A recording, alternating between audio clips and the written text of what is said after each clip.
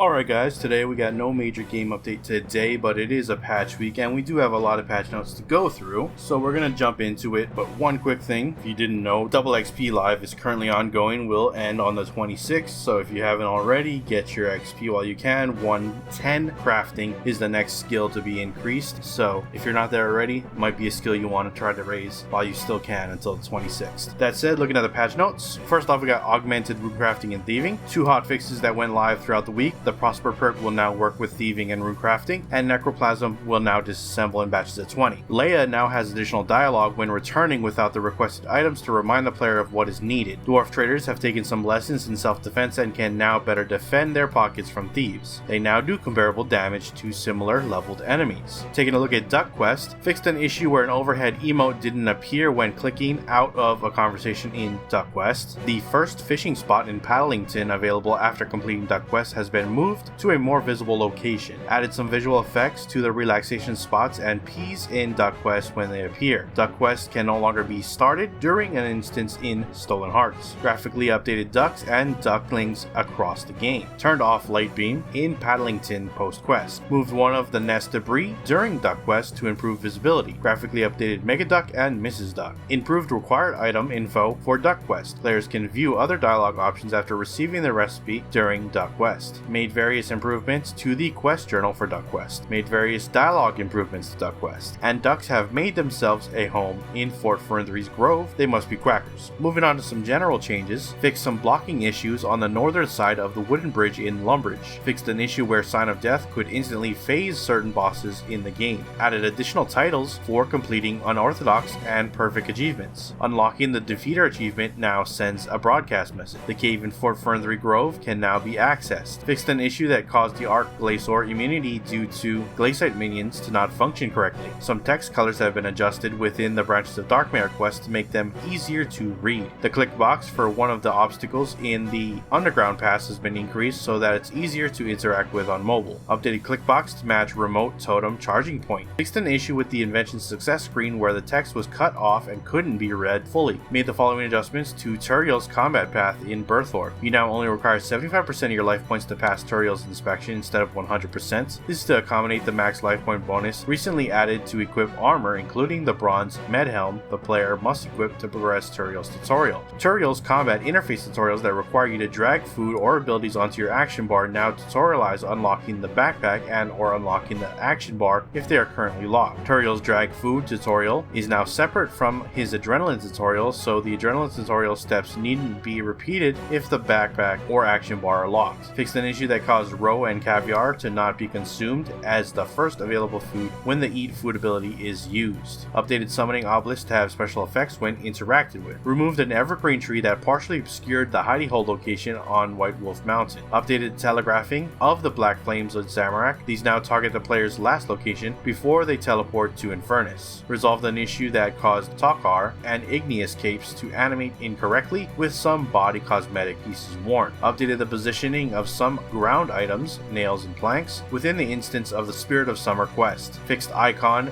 displayed when Thurgo makes the Encando axe. Fixed an issue with overlapping music at the end of the Slug Menace quest. Fixed an issue that allowed players to equip glistening shells as a weapon through the bank interface. Fixed an issue that caused the soft punk hairstyle to misbehave when various head cosmetics were worn. Updated the lab completion text color for the Anachronia Agility course to improve readability. Removed a triangle that appeared in the skybox in the RuneSpan. Fixed a typo when getting advice from Slayer Masters on how to defeat crocodiles. Fixed a typo with the rewind achievement description. The examined text will now correctly appear above the currency that's being examined in the currency pouch. Fixed collision on a stone wall on Intrana. Fixed a typo with discussing Leap of Faith with Geekov. Fixed some issues with floating scenery within the Stormguard Citadel dig site. Fixed an issue causing players to sink into the cave entrance on White Wolf Mountain. Fixed some minor blocking missing from some rocks in the wilderness. Leveling up non-combat skill no longer triggers a combat level up message. Fixed an issue that prevented action bars from being correctly binded to certain weapon styles. The gold dish and Raksha idol no longer flicker when rotating the camera or during player movement within Zolo City. Fixed floating shelves in Dark Wizard Tower. Fixed flickering textures on the floor during missing presumed death. Corrected several misspellings of Heroditis to to Herodotus with an E, this being the lost letter signed by Pontifex Bilrak from the Empty Throne Room. The Book of Blood, Commander's Log page 1, Praetor's Log page 2 and 3. The Eclipse Soul Prayer is now correctly hidden from the buff bar when using the overhead prayers toggle in the settings. Fixed an issue with the map marker description getting cut off on the world map. Fixed an issue with the memory dowser not automatically converting memories at the Elder Halls. Fixed an issue which caused the obliteration special attack Devour to stop the Kezalam the Wanderer's boss to stop healing entirely instead of the effect being had. Fixed some farming XP values that had mistakenly changed in the previous updates. Harvesting Ranar, planting Arbuck and Mango, harvesting Mango, Red Berry, Cadaver Berry, Dwellberry, Jangerberry, Whiteberry, Poison Ivy, Avocado, Lychee, and Barberry. Updated extended super anti-fire effect to correctly last 12 minutes. It's no longer reset when relogging while taking the Overload Salve potions. Resolved an issue that caused the real value text of the marketplace items to overlap with the purchase button. Update to ensure players are able to use bamboo on the fletching workbench without additional materials in the inventory. Removed green skirt chat head from chat window in Cyclops' enclosure Warriors Guild. Removed the recruiter friend button from the social tab and friends list. Minor update to ensure when dragging items to coin pouch, players are not disconnected during the Tale of Muspa quest. Minor update to ensure the logout icon can still be accessed regardless of whether players are in legacy or non-legacy layouts. Updated the examine tab preview to reflect cape unlocks more accurately and added 3 new cape unlocks to the list: Master Max, Master Comp, and Master Comp Trim. Fixed an issue where a flashing light could be seen on the floor in Kezalam the Wanderer's arena in the Sanctum of Rebirth on Ultra Plus settings. Fixed an issue that prevented dragging prayers onto the action bar when any prayer was currently active. Corrected the functionality of meteorites and stardust. Those items will now prioritize skills with lowest experience in them than non-max skills when determining which skills are eligible for a bigger XP boost. The Asgarnia Ice Cave area from the Easter 2025 community clues is now freely accessible. And lastly, the failure message for Clenched achievement no longer appears in chat multiple times during the boss fight.